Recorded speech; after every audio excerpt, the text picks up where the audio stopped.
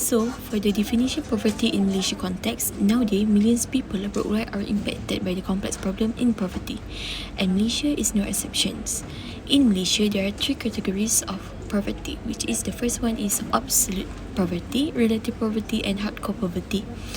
So, for the first one is absolute poverty. It's referred to the household that cannot meet the basic needs for survival, including food, shelter, and clothing. The second one is relative poverty. It's referred to individual economic status in relation the broader society.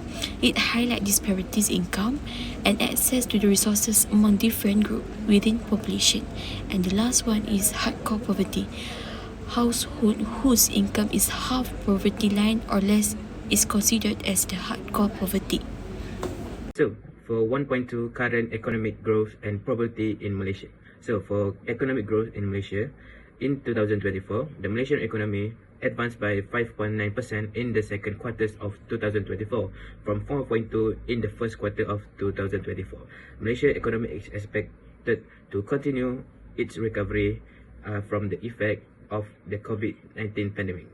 With the moderate growth projected for the years, key industries driving this recovery include manufacturing, especially electronics, service and exports. The government has placed a strong emphasis on economic diversification, focusing on emerging sectors like digital, technology, green energy, and sustainable agriculture. However, the country still faces challenges in 2024, including global economic uncertainties, inflation pressure, and potential disruption to supply chain.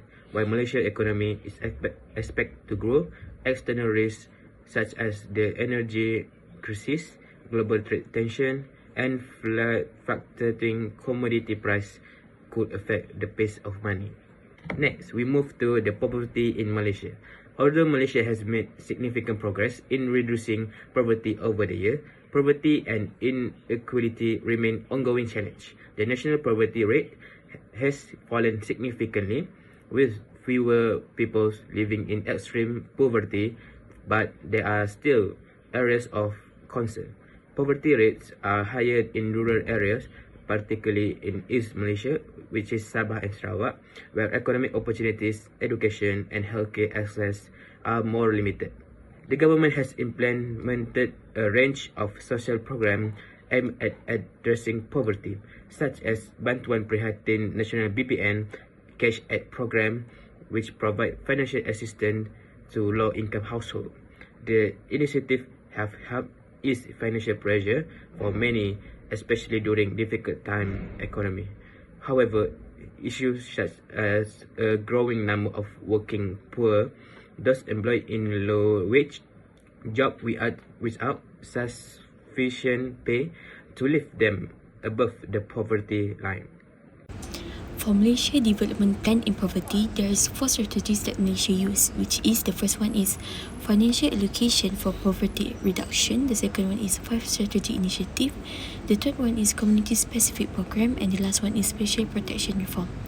So what is financial allocations? RM 1.5 billion income generating program, which this is initiative to provide assistance and direct financial to support the sustainable. The second one is a 5 strategy initiative. The first one is enhance the measurement of poverty. The second one is reforming poverty eradication funds. The third one is data consolidation. The fourth one is changing mindset, and the fifth one is strengthening the efforts. So for the community specific program, it's divided to 2 types, which is urban community economic empowerment program, and the second one is Orang Asli Economic Development Program. It actually aims to improve their socio-economic condition. And the last one is Special Protection Reform, which to ensure it effectively support those in need, and this can enhance the existing welfare program that government aim to protect vulnerable population from the falling deeper. 2.1 Definition of Microfinance. So, microfinance refers to a financial service model that provides small loans, savings, insurance, and other financial tools to individuals or communities lacking access to traditional banking. It primarily targets low-income individuals or small-scale entrepreneurs in developing countries. where people often lack the creditworthiness or collateral for formal loans. So, microfinance in Malaysia. Microfinance in Malaysia plays a vital role in helping underserved communities, particularly those in the before tax income program, women and rural areas. With institutions like Bank Rakyat, Amanah Ikhtiar Malaysia, and SME Bank, small loans, savings, and insurance service are provided to individual and small business that may not have access to traditional banks. By offering financial tools to those who need the most, microfinance in Malaysia not only helps reduce poverty but also encourage entrepreneurship. It gives individuals the opportunity to build better life and contribute to the economy, especially in the region where banking service may be limited or unavailable.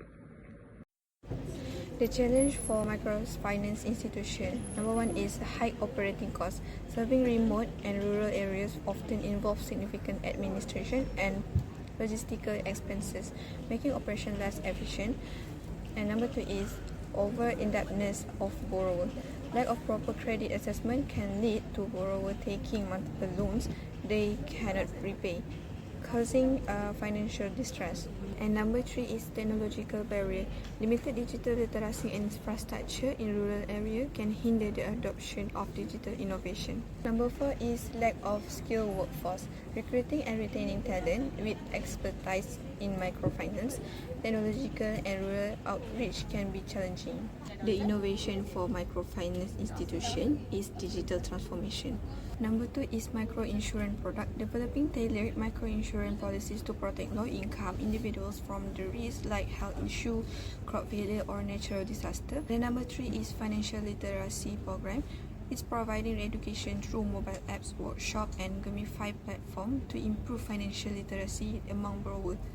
Number four is crowdfunding platform, using peer-to-peer lending or crowdfunding platform to raise funds for microfinance initiative.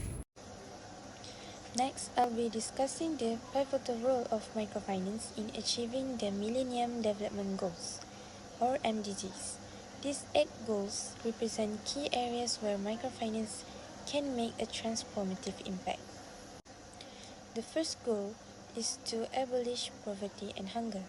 Microfinance directly addresses this by increasing income opportunities and ensuring food security for marginalized communities. Next, microfinance supports universal education. By boosting family incomes, it allows parents to afford education for their children, breaking the cycle of poverty through knowledge. Third, gender equality. Microfinance also empowers women, fostering gender equality.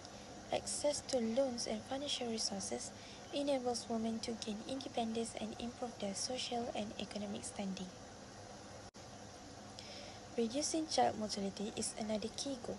Improved income from microfinance help families afford better healthcare for their children, ensuring a healthier start in life. Next, microfinance plays a crucial role in maternal health. Access to credit provides resources for prenatal care, improving maternal well-being and reducing risk during childbirth. Next is combat diseases. Health-focused microfinance initiatives such as loans for medical treatment or health education programs help to combat diseases and lessen their impact on communities. Environmental sustainability. Microfinance also promotes environmental sustainability by funding environmentally friendly projects like solar energy or organic farming. It helps communities adopt sustainable practice. Finally, microfinance fosters global partnerships by encouraging collaboration between organizations and governments. These partnerships enhance inclusive and sustainability development. In conclusion, microfinance is a powerful tool that addresses multiple challenges highlighted by the Millennium Development Goals. It uplifts communities, fosters equality, and drives sustainability growth. Next, I'll be talking about how microfinance serve as a competence strategy to achieve the Millennium Development Goals. Let's explore the significant impact of microfinance on various aspects of development. Next, I'll be talking about how microfinance serve as a competence strategy to achieve the Millennium Development Goals. First, empowering communities. Microfinance starts with empowering communities by offering small loans and financial education. It combats poverty and enables individuals to create opportunities for themselves and their families. Next, a woman-centered approach promotes gender equality and family welfare. Microfinance programs often prioritize women, recognizing their role as key drivers of social and economic change. Next is promoting entrepreneurship. Microfinance also supports entrepreneurship by providing resources to small enterprises. This boosts local economies, create jobs, and foster innovation at the grassroots level. Another crucial aspect is its role in health and education. Microfinance coordinates funds with programs that enhance healthcare, decrease child mortality, and boost school enrollment, contributing to long-term societal growth. Next is sustainable initiative. Microfinance doesn't just empower individuals, it also supports environmentally friendly projects like solar energy and organic farming. These initiatives contribute to sustainable development and a greener future. Next is building partnership. Collaboration is a key. Microfinance organizations work with NGOs and governments to amplify their impact. These partnerships ensure that resources and strategies are effectively aligned with local needs. Last but not least is scalable and flexible solutions. Finally, microfinance initiatives are scalable and flexible. They develop solutions tailored to local needs while also growing regionally to achieve greater influence and impact. In summary, microfinance plays a transformative role in addressing global challenges. By empowering communities, promoting equality, supporting entrepreneurs, and driving sustainability, it helps pave the way toward achieving the Millennium Development Goals. Government policy related to microfinance, Kim Pembiayaan Micro, launched in 2006 under National Sustainable Microfinance Framework. This scheme addressed the financing needs of micro-enterprise and self-employed individuals. In November 2024, Bank Negara Malaysia issued a policy document on Scheme Pembiayaan Micro to enhance the scheme effectiveness. Number 2, Development Financial Institution Act 2002. This act provides a regulatory framework for development financial institutions (DFIs) involved in microfinance activities, ensuring they operate sustainable and effectively. Number 3 is ITCAP program. Introduced as part of post-COVID-19 digital normal, ITCAP facilitates the channeling of socio-financial contribution to micro-entrepreneurs using title fund matched with the microfinancing. This program aims to support the micro-entrepreneurs in rebuilding and sustaining their business. Number 4 is Financial Inclusion Framework. BNM Financial Inclusion Initiative aims to provide suitable, affordable, and quality financial service to all segments of society, contributing to balanced and sustainable economic growth. Number 5 is Ministry of Entrepreneurship Cooperative Development, COSCOP. This ministry oversees the policy related with the entrepreneurship and cooperative, including microfinance. It coordinates various programs and agencies to support micro-enterprise and cooperative in Malaysia. So for review newspaper microfinance in Malaysia, first we have accessibility and support. Second, we have impact and success story. And third one is challenges and recommend. And for accessibility and support, we have three things, which is lowering barriers. And then second is accessible loans, and third is empowering entrepreneurs.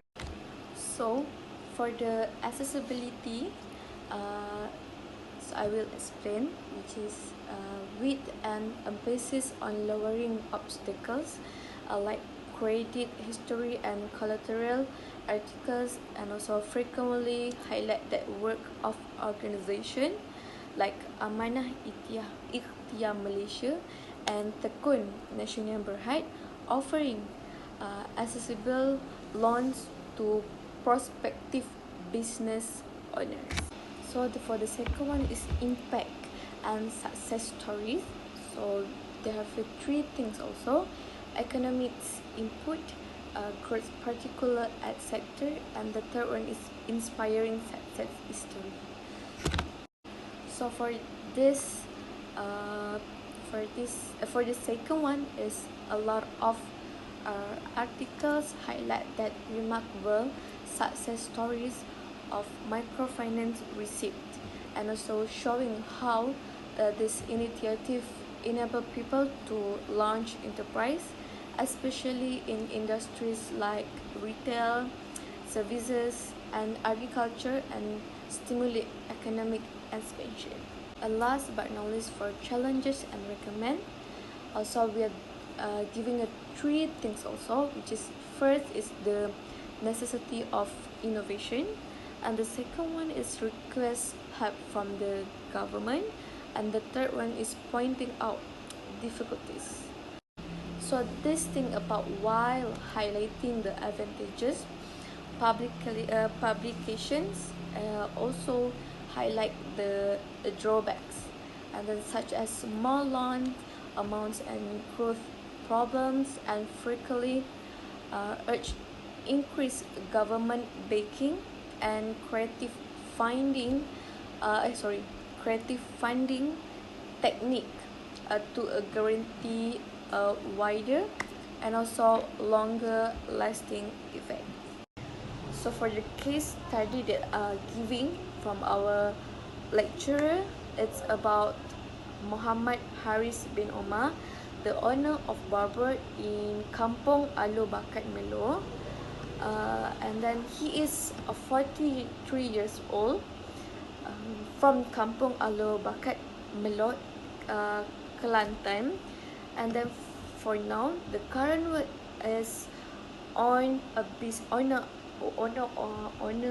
one of business, which is a barber, and then the salary for monthly he got like 1.2k, and then his skill can edit a video using CapCut, and also his experience working is part-time barber in Kelantan. And also for man business activities, he provide a barber services, and also the first modal that he entered to a business, which is like 400 ringgit. And then last but not least, for type of assistant needed, he requires assistant with barber tools and also a business premises.